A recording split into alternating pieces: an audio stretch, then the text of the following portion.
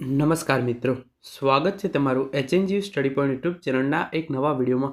મિત્રો, ગુજરાત પોલીસ ભરતી 2024 અને 2025 અંગે ખૂબ જ મોટા સમાચાર આવ્યા છે. એના વિશે આપણે આજના આ વિડીયોની અંદર વાત કરવાના છે. કયા ઉમેદવારો જે છે એ શારીરિક કસોટી આપી શકશે નહીં, કે શારીરિક કસોટી આપશે તો એની અંદર પાસ થશે નહીં, એના રિલેટેડ ખૂબ જ મોટી અપડેટ આવી છે.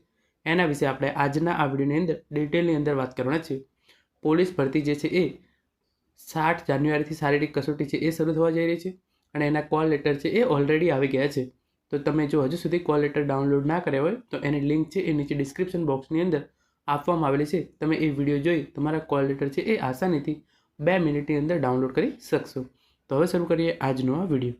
તો તમે જોઈ શકો છો એ પ્રમાણે પોલીસ ભરતીને લઈને મોટા સમાચાર.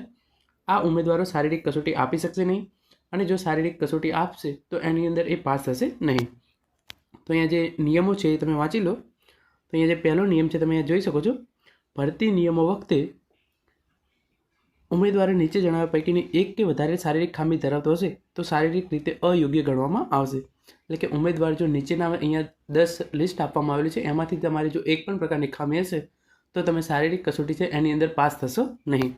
એની અંદર જે પહેલું છે એ છે વાંકા ઢીંચણવાળા, ફૂલેલી છાતી, ત્રાસી આંખ, સપાટ પગ, કાયમની અતિશય ફૂલેલી નસ, ફૂલેલો અંગૂઠો, અસ્થિભંગ અંગ, સડેલા દાંત, ચેપી ચામડીના રોગ અને રંગ અંધત્વની ખામી. મુદ્દા નંબર 10, જેલ સિપાહી મહિલા પુરુષ માટે લાગુ પડતું નથી. તો જો આ 10માંથી તમારામાં કોઈ પણ એક પ્રકારની શારીરિક ખામી હશે તો તમે જે શારીરિક કસોટી છે એ આપી શકશો નહીં, અને જો તમે શારીરિક કસોટી આપશો તો તમને એની અંદર પાસ કરવામાં આવશે નહીં. હું તમને એકવાર બીજી વાર કહી દઉં છું. વાંકા ઢીંચણવાળા, ફૂલેલી છાતી, ત્રાસી આંખ, સપાટ પગ, કાયમની અતિશય ફૂલેલી નસ, ફૂલેલો અંગૂઠો, અસ્થિભંગ અંગ, સડેલા દાંત, ચેપી ચામડીના રોગ અને રંગ અંધત્વની ખામી. ઘણા બધા વિદ્યાર્થીઓ એવું પૂછે છે કે ટેટુ છે તો અમે શારીરિક કસોટી આપી શકીએ કે નહીં. તો એના રિલેટેડ કોઈ પણ પ્રકારની સ્પષ્ટતા છે એ ગુજરાત પોલીસ ભરતી બોર્ડ દ્વારા કરવામાં આવેલી નથી.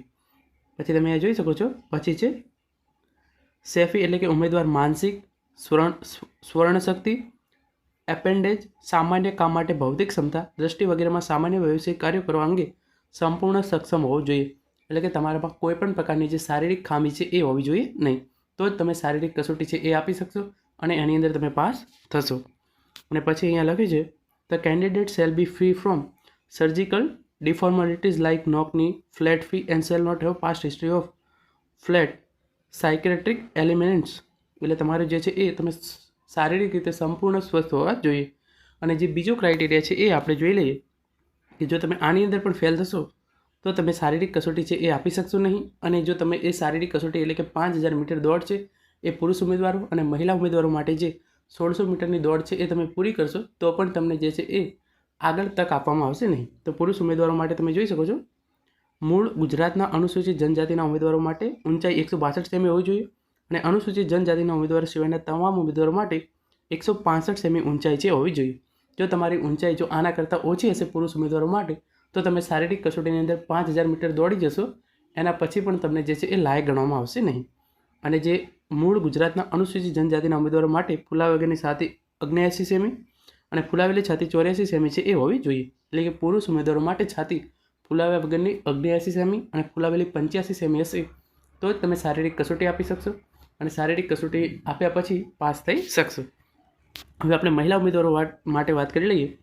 તો મૂળ ગુજરાતના અનુસૂચિત જનજાતિના ઉમેદવારો માટે ઊંચાઈ છે 155 સેમી, અને અનુસૂચિત જનજાતિના ઉમેદવારો સિવાયના તમામ માટે જે ઊંચાઈ છે એ 155 સેમી છે એ રાખવામાં આવેલી છે. એટલે કે મહિલા ઉમેદવારો માટે માત્ર એક જ ક્રાઇટેરિયા છે કે એમની ઊંચાઈ છે એ 155 સેમી અને 150 સેમી છે, એના કરતાં ઓછી હોવી જોઈએ નહીં. જો તમારી ઊંચાઈ આના કરતાં ઓછી હશે અને તમે જે દોડ છે એ 1600 મીટર છે એ પૂરી કરી દેશો, એના પછી પણ તમે જે છે એ આગળ પોલીસ બનવા માટે લાયક બની શકશો નહીં. તો પોલીસ ભરતીની શારીરિક કસોટી આપતા પહેલાં આ બાબતો છે એ તમે ચોક્કસ ચકાસી લેજો, નહીં તો તમે જે શારીરિક કસોટી માટે જે પણ મહેનત કરશો એ એકદમ વ્યર્થ જશે. તો મિત્રો, આ તો આજનો આ વિડીયો જેની અંદર આપણે કયા ઉમેદવારો શારીરિક કસોટી આપી શકશે નહીં અને જો શારીરિક કસોટી આપશે તો પાસ થશે નહીં એના વિશે વાત કરી છે. Thank you so much for watching.